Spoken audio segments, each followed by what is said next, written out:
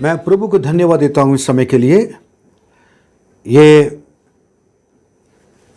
Third part मैंने हम लोग विश्वासियों के निर्णय और समर्पण के बारे में उसमें मनन करते आ रहे हैं। फर्स्ट पार्ट हो गया है, सेकेंड पार्ट भी हो गया है, थर्ड पार्ट भी हो गया है, अब फोर्थ पार्ट भी हो गया है। मतलब ना पहला भाग और दूसरा भाग और तीसरी भाग अगर चौथी, अब पांचवा भाग हम इसमें आ रहे हैं, फिफ्थ पार्ट में, आखिरी में। आखिरी में जब आ रहे हैं ध्यान से सुने। मैं आपको बताना चाहता हूं कि अभी वो इससे पहले तो छह चीज को मैं just I like to summarise, कुछ मैं संक्षेप में बताना चाहता हूं। पहली चीज तो ये हमारा निर्णय और हमारा समर्पण कैसे होना चाहिए। मैं बिना भयभीत हुए परमेश्वर पर भरोसा रखूंगा, नंबर 1। दूसरा, मैं परमेश्वर की स्तुति करूंगा, नंबर 2। 3, मैं परमेश्वर से प्रेम करूंगा, नंबर 3। तेरी विधियों पर मैं चलूंगा, नंबर 4। नंबर 5, मैं परमेश्वर के सम्मुख चलूंगा, नंबर 5। और नंबर 6, मैं तेरा धन्यवाद करूंगा, परमेश्वर का धन्यवाद करूंगा। ओके, आज आखिरी में मैं तेरे उत्तम मार्ग में चलूंगा, मैं तेरे उत्तम मार्ग में चलूंगा। पढ़िए मेरे साथ, भजन संगीता 101 वचन 2। मैं बुद्धिमानी से खरे मार्ग में चलूंगा, तू मेरे पास कब आएगा। मैं अपने घर में मन की खराई के साथ चलूंगा। अब देखिए, मैं बुद्धिमानी से खरे मार्ग में चलूंगा। जहां पर खरे मार्ग, ये करना, याद रखना है, इसको नोट करना है।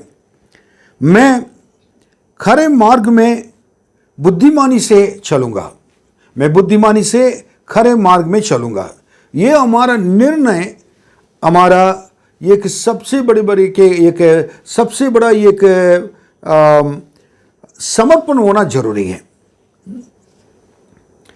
तू मेरे पास कब आएगा। मैं अपने घर में मन की खराई के साथ अपने चाल चलूंगा। परमेश्वर के जन से भजनकार कितना एक बात परमेश्वर के नजदीक रहते हुए लिख रहा है। बुद्धिमानी से खरे मन मार्ग में चलना बहुत जरूरी है। कई लोग, हम विश्वासी लोग हैं, सब कुछ सही हमारे साथ, हम प्रार्थना करते हैं और गीत गाते हैं, आराधना करते हैं, लेकिन खरे मन से क्या है, हम बुद्धिमानी से नहीं चल पाते हैं और बुद्धिमानी से खरे मार्ग में नहीं चल पाते हैं। और ये बात बाइबल में कुछ उदाहरण मैं बताऊंगा। जो वे लोग जो बुद्धिमानी से और खरे मार्ग में चले हुए लोग हैं, आप पढ़िए गिनती की किताब 32:11। गिनती की किताब 32:11। निस्संदेह जो मनुष्य मिस्र से निकल आए हैं, उनमें से जितने 20 वर्ष के या उससे अधिक आयु के हैं, वे उस देश को देखने ना पाएंगे जिसके देने की शपथ मैंने अब्राहम, इसहाक और याकूब से खाई है, क्योंकि वे मेरे पीछे पूरी रीति से नहीं हो लिए। एक मिनट, इस वचन को पढ़ के अब आगे भी बढ़ना है। इसमें क्या है कि और परमेश्वर कह रहे हैं कि मैंने मिस्र देश से तुम्हें निकाला है, और जिनमें जितने लोग हैं, जितने 20 वर्ष के ना व उससे अधिक अवस्था के हैं, और उस देश को देखने पाएंगे जिसके देने की शपथ मैंने इब्राहिम, इसहाक और याकूब से खाई है, क्योंकि वे मेरे पीछे पूरी रीति से खरे मार्ग में खरे मन से और नहीं हो लिए, और पूरी रीति से नहीं हो लिए मतलब उत्तम, मतलब खरे मन से खरे मार्ग में नहीं चले। अब आगे पढ़िए 33 पढ़िए, सॉरी 12 वचन पढ़िए, सॉरी। परंतु यपुन्ने कंजी का पुत्र कालेब, यपुन्ने कंजी का पुत्र कालेब और नून का पुत्र यहोशू, ये दोनों जो मेरे पीछे पूरी रीति से हो लिए ये दोनों जो मेरे पीछे पूरी रीति से हो लिए हैं, ये उसे देखने पाएंगे, वो उसने देखने पाएंगे, वो उसको देखने पाएंगे। इसका अर्थ ये है कि कालेब और यहोशू क्या करेंगे, वो उस कनान देश में प्रवेश कर पाएंगे, कारण उसको देख पाएंगे, प्रवेश कर पाएंगे, उसका राजन उनका कारण पूरी रीति से वो मेरे पीछे चले, मेरे पीछे हो लिए। मेरे प्रियो, आपने यीशु को ग्रहण किया, अच्छी बात है, हम विश्वास के जीवन में चल रहे हैं, ठीक है, बपतिस्मा लिए थे, पवित्र आत्मा पाए थे और कलीसिया में आ रहे हैं और अच्छे एक रेगुलर मेंबर है, ये होना सब जरूरी है, बट इससे बढ़कर कोई चीज़ है कि आखिरी तक परमेश्वर के पीछे चलते रहना है, पूरी रीति से, पूरे मन से, खरे मन से, खरे मार्ग में से चलना है, उत्तम हृदय से चलना है, बुद्धिमानी से, उत्तम हृदय से, खरे मार्ग, खरे मन से चलना चाहिए। जितना हिंदी शब्द बोल सकते, बहुत कई चीजें हम इसमें बोल सकते हैं। नाम लिखा हुआ है, जब उत्तम हृदय से चलने वाले के, बुद्धिमानी से चलने वाले के नाम बाइबल में यहोशू कालेब के बारे में लिख दिया। अगर आप उत्तम हृदय से अगर चलेंगे, वह खरे मार्ग में चलेंगे तो, और खरे और मन से चलेंगे तो परमेश्वर क्या करेंगे कि आपके नाम को भी ना इसी तरह लिखकर क्या करेंगे, दिखाएंगे लोगों को। यहोशू को देखें, मूसा को सेवा किया उन्होंने, मूसा के संग संग रहे और मूसा को छोड़ा ही नहीं है। मूसा जाकर सीनाई पर्वत पर जाकर वो प्रार्थना कर रहा था, 40 दिन 40 रात वो पहाड़ के नीचे बीच में बैठकर उसके लिए प्रार्थना कर रहा था। एक पास्टर के साथ एक विश्वासी का संबंध कैसे होना चाहिए, बहुत आज्ञाकारी था, कभी पलट कर जवाब देने वाला एक व्यक्ति नहीं था। जैसे मूसा ने आज्ञा दिया वैसे है। आज कई कलीसिया में देखा नहीं जाता है, लोग आशीष को जल्दी से जल्दी खो देते हैं, निकल कर आते हैं, अच्छी तरह जाते हैं, फिर कहीं ना कहीं गलतियां कर लेते हैं। इसलिए परमेश्वर ये सारे चीज को देखकर 11वें वचन में इतने लोग थे जो 20 वर्ष और अधिक थे लोग उम्र के थे, उन लोगों ने क्या नहीं किया है कि वो इस कानान देश को क्या नहीं कर पाएंगे, देख नहीं पाएंगे। लेकिन यहोशू कालेब 12वां वचन में लिखा है, यहोशू कालेब हो जाएंगे क्योंकि उन्होंने पूरी रीति से मेरे पीछे चले, आखिरी तक आज्ञाकारी, परमेश्वर के आज्ञा पालन करते हुए, पास्टर का आज्ञा पालन करते हुए, पर कलीसिया के नियम को पालन करते हुए, परमेश्वर के वचन को पालन करते हुए अगर चलेंगे तो पूरी रीति से प्रभु के पीछे चलेंगे तो उस कानान देश आपके लिए है, वो कानान देश आपके लिए है, हमारे लिए होगी। और थोड़ा पढ़ेंगे, और भी पढ़िए 16 व्यवस्था विवरण 1:36 पढ़िए। यपुन्ने का पुत्र कालेब ही उसे देखने पाएगा, और जिस भूमि पर उसके पांव पड़े हैं उसे मैं उसको और उसके वंश को भी दूंगा, क्योंकि वह मेरे पीछे पूरी रीति से हो लिया है। और व्यवस्था विवरण पहला इसमें अर्थ में गिनती के बाद व्यवस्था विवरण आता है, और उसको परमेश्वर उसको रिपीट कर रहे हैं। यपुन्ने का पुत्र कालेब ही उसे देखने पाएगा, कारण और जिस भूमि पर उसके पांव पड़े हैं उसे मैं उसको और उसके ना वंश को भी मैं दूंगा, उनके वंश को भी प्रभु देंगे, क्योंकि वे मेरे पीछे पूरी रीति से हो लिया है। इधर भी एक अच्छी गवाही है।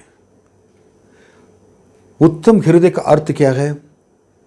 पूरी रीति से मतलब क्या है कि प्रभु के वचन में जो लिखी हुई बातों को सही तरह जानकर, उसको मानकर, उसको दिल में रखकर और उसी के अनुसार चलना है। पवित्रता में बढ़ना है, प्रार्थना के जीवन में बढ़ना है, परमेश्वर के वचन को जानना है, संगत में लोगों के साथ रहना है, लोग के लिए, परमेश्वर के लिए जो परमेश्वर के कार्य को करना है वो जो करना चाहिए उसको करना है, और सबके साथ मेल मिलाप के साथ रहना है, प्रभु को प्रतिदिन निगारते रहना है, प्रभु से बातें करते रहना है, प्रभु की मार्ग में ना दाहिने मोड़ना है ना बाएं मोड़ना में, सीधे चलना है।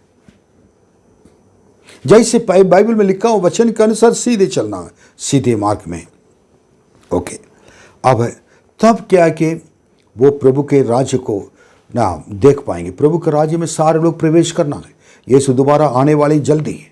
इस कलीसिया को उठा ले जाने के लिए वापस आप आने के लिए तैयार हो गए। इसलिए आखिरी समय हम सबके लिए यह लॉकडाउन दिया गया। अब कारण समझ में आ रहा कि हम सबको तैयार करने के लिए प्रभु चाहते हैं, ताकि कोई भी इसमें छूट नहीं जाना चाहिए। सारे लोग जो पवित्र हैं वो पवित्र रहें, जो अपवित्र हैं वो अपवित्र रहें। जो लोग हैं और आप पवित्र रहें। अगर समय को देखते हुए लॉकडाउन में यीशु के बारे में जानकर अगर आ गए, प्रभु के अंदर आ गए, प्रभु के रास्ता को प्रभु को अपना लिया, प्रभु के रास्ता पर चलने लगे, जो नामधारी मसीह हैं। नामधारी मसीह मतलब क्या है कि ना नाम के लिए, लेकिन ना प्रार्थना नहीं है, ना इन्हें पाप के जीवन में रह रहे हैं, वो लोग सब कुछ यीशु को जानकर छोड़कर प्रभु के पीछे चलने के लिए तैयार हो जाएंगे पूरी रीति से, और उद्धार पाकर, बपतिस्मा लेकर और पवित्र आत्मा पाकर और पवित्र जीवन बिताने शुरू करेंगे, और प्रभु के लिए अलग किया जीवन बिताने शुरू करेंगे। तो सारी चीज़ें क्या कि, और प्रभु जो उनके लिए रखा हुआ है, जो तैयार कर रखा हुआ है, उस परम कानान उसको, अर्थात यीशु स्वर्ग राज्य में यीशु के साथ वो प्रवेश करेंगे। उसके लिए, जिसके लिए यीशु मसीह इस पृथ्वी पर दोबारा आकर अपनी कलीसिया को जो तैयार हैं उसको लेकर वापस चले जाएंगे। उसके बाद इस उपद्रव के क्लेश का समय आएगा, बहुत भयानक विनाश होगा। अब सब दिखाई दे रहा है, प्रभु यीशु के आगमन के लिए सब इंतजार कर रहे हैं। सारी चीज़ें रुका पड़ी हैं, पर अब समय नहीं रहा। प्रकाशित वाक्य में लिखा है अब समय नहीं रहा। उत्तम हृदय से, उत्तम मार्ग से, उत्तम खरे मन से, खरे रास्ता पे, खरे मार्ग में चलने के लिए तैयार हो जाएं। अय्यूब की किताब 2 अध्याय 3 वचन पढ़िए, और फिर 9वां वचन भी पढ़ना है। यहोवा ने शैतान से पूछा, क्या तूने मेरे दास अय्यूब पर ध्यान दिया है कि पृथ्वी पर उसके तुल्य खरा और सीधा और मेरा भय मानने वाला और बुराई से दूर रहने वाला मनुष्य और कोई नहीं है। यद्यपि तूने मुझे बिना कारण उसका सत्यानाश करने को उभारा, तो भी वह अब तक अपनी खराई पर बना है। देखिए, अय्यूब के बारे में परमेश्वर ने कुछ बातें कही। शैतान एक बार क्या है कि वो परमेश्वर से सम्मुख में जाकर वो पूछा था कि अय्यूब को आप इतना आशीष दे रहे हैं, इसलिए वो आपके ऊपर टिका हुआ है। अगर वो इसलिए आपसे प्रेम करता है, अगर सपोज सारे आशीषों को अगर आप बागर उसको से छीन लीजिएगा, निकाल लीजिए, वापस ले लीजिए, तो वो आपको वो उसके पास कुछ भी नहीं रहेगा। वो क्या करेगा, आपको ऊपर विश्वास जो रखता है उसको भी छोड़ देगा, और आपको निंदा कर और आपसे अलग हो जाएगा। जो ये कह रहे थे, ये कह रहा था शैतान ने परमेश्वर से कहा। परमेश्वर ने शैतान को उत्तर दिया कि मेरे दास अय्यूब ऐसा नहीं है, आशीष की वजह से वो विश्वास नहीं करता है। अगर आशीष नहीं भी होगी तब भी विश्वास करेगा। तब उन्होंने कहा था कि आप करके तो देखो ना, आप मुझको अनुमति दीजिए मैं उसके सारे चीज़ को छीन लूँगा। उसके बाद देखिए क्या होगा।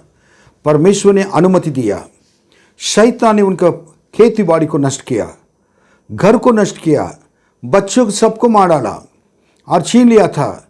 उनकी पत्नी भी क्या कर देती कि उनको निंदा करके छोड़ दिया, और उनके शरीर भी अपने गांव से भर गया, दुश्मन बन गया था।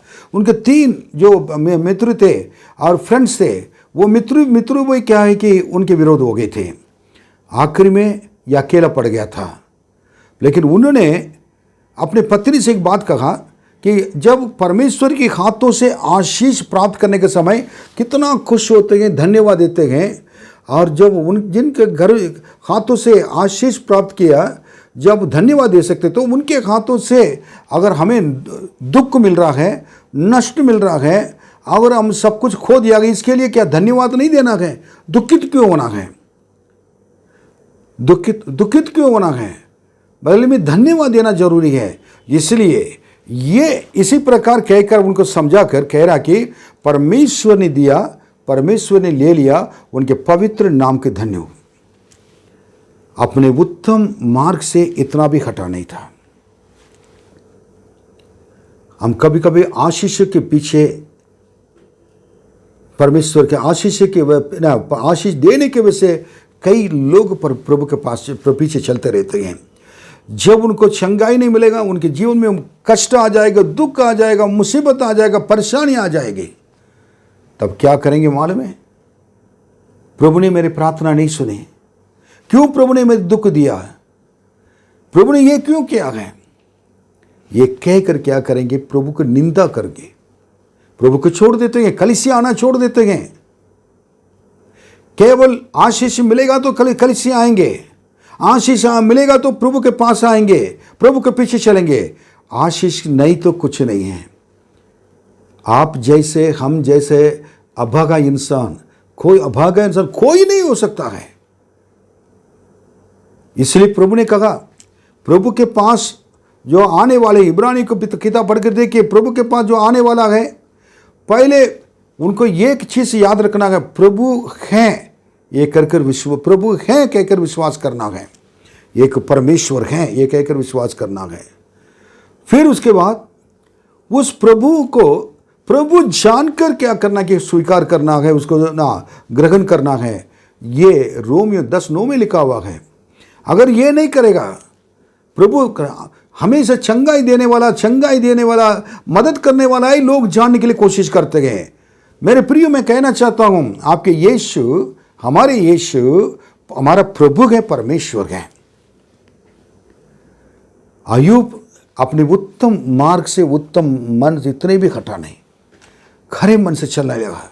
आखिरी तक मैं मर भी जाऊंगा, यीशु से अलग नहीं होऊंगा। मैं मरने के बाद मेरे छुड़ाने वाले को मैं देखूंगा, कह रहा है। मेरे शरीर नष्ट हो जाए, मैं मर भी जाऊं, लेकिन मेरे छुड़ाने वाला मुझे दिखाई देगा। ऐसे दर्शन के साथ वो यीशु के पीछे चला, परमेश्वर पीछे चला। लेकिन आप जितने लोग यीशु के ग्रहण किए, वे लोग कलीसिया में आते हैं और अपने अपनी कलीसिया में आप लोग जाते हैं। किस लिए प्रभु यीशु को आपने ग्रहण किया है? आशीष के लिए, अच्छे कर्म के लिए, चंगाई के लिए, जरूरतें पूरी होने के लिए। मेरे प्रियो, मैं कहना चाहता हूं, आशीष देने वाला आपके साथ रहेगा तो, अगर आपके जीवन के अंदर रहेगा तो सारे आशीष मिल जाएंगे। अब आशीष के लिए चिंता करने की जरूरत नहीं, चंगाई के लिए चिंता करने की जरूरत नहीं है। यीशु के नाम में सब कुछ आपको मिलेगा। अय्यूब के विश्वास को देखकर, उनको जीवन के देखकर हम सीखना जरूरी है। ऐसे मनुष्य बाइबल में अय्यूब की तरह कोई है नहीं। इतना दुख उठाते हुए भी, नुकसान में चले हुए भी उन्होंने परमेश्वर को नहीं छोड़ा। मेरे 6 साल के एक बेटा क्रिकेट खेल रहा था। उस समय क्रिकेट बॉल कूलर के पास चला गया था, उसमें करंट आ रहा था और उसको छुआ था। उसके जाकर बॉल निकालने के लिए गया, गेंद निकालने के लिए। उसी जगह पर उसको छूने से, कूलर के स्टैंड को छूने से करंट मारकर, बिजली मारकर मर गया था। प्रभु के राज्य में चला गया था। मैं प्रभु की सेवा करता था और प्रभु की सेवा में था उस समय। मैं इस लखनऊ में बता रहा हूँ, राजाजीपुर में मरा था, लेकिन मैंने कभी नहीं सोचा था कि उसका नाम बेन्नी चार्ल्स है। बहुत साल के बाद परमेश्वर ने वरदान के रूप में से हम लोग दिए थे। माँ के दिल कैसा रहा होगा, एक पिता के दिल कैसा रहा होगा, एक भाई लोग के दिल कैसा रहा होगा। काफ़ी लोग रोए थे, लेकिन मैं हमेशा कहता था प्रभु ने दिया, प्रभु ने ले लिया है। उनके पवित्र नाम के धन्य हो। मेरे प्रभु को कभी नहीं बोला आज भी मैं सेवा में हूँ। उस दुखों को देखकर मैं हटा नहीं। मेरे प्रभु जो कुछ करता है मेरे जीवन में, चाहे भलाई हो बुरा हो, हर चीज़ के लिए सहमत हूँ, क्योंकि वो मेरा प्रभु है। मेरा सब कुछ कहकर आज तक मैं जी रहा हूँ और इसलिए मैं आशीषित हूँ। जो मांगा नहीं मांगा सब कुछ प्रभु ने हमें दिया है। आपको क्या करना है कि प्रभु यीशु के पीछे चलना है। आखिरी में एक दो वचन है, नीति वचन 2:7 पढ़िए। नीति वचन 2:7। वह सीधे लोगों के लिए खरी बुद्धि रख छोड़ता है। हाँ, जो खराई से चलते हैं उनके लिए वह ढाल ठहरता है। सीधे लोग और खराई से चलने वाले लोग हैं। दो लोग को क्या है, बुद्धि रख छोड़ता है और क्या करता है, उनके लिए वो ढाल ठहरता है। कितना परमेश्वर कहते हैं ना, उत्तम हृदय से चलने वाले लोग, उत्तम हृदय से सीधे लोग, खराई से चलने वाले लोग को परमेश्वर ढाल गए और उनको छुड़ाने वाला है और बुद्धि देने वाला है, आशीष देने वाला है। वो सब कुछ है। आप अगर खरे रास्ता पर चलेंगे, मार्ग में चलेंगे, तो यीशु आपके लिए ढाल बनकर रहेंगे। और एक वचन पढ़िए, मत्ती 25:21 पढ़िए, यह आखिरी वचन है। उसके स्वामी ने उससे कहा, धन्य है अच्छे और विश्वास योग्य दास, तू थोड़े में विश्वास योग्य रहा, मैं तुझे बहुत वस्तुओं का अधिकारी बनाऊंगा। बस देखिए, एक स्वामी गए थे एक जगह पर, अपने लोगों को उन्होंने क्या था कि कुछ तोड़े दे के गए थे। तोड़ा मतलब ये कि उसमें किसी को 5 दिया और किसी को 2 दिया, एक दिया, एक किसी को 5 वाला। वो वापस आने से पहले दूर जगह पर गए थे, उन्होंने और भी उसको सही तरह इस्तेमाल कर 5 बनाकर 10 कर दिया था। 2 वाला भी ऐसे ही 4 कर दिया था।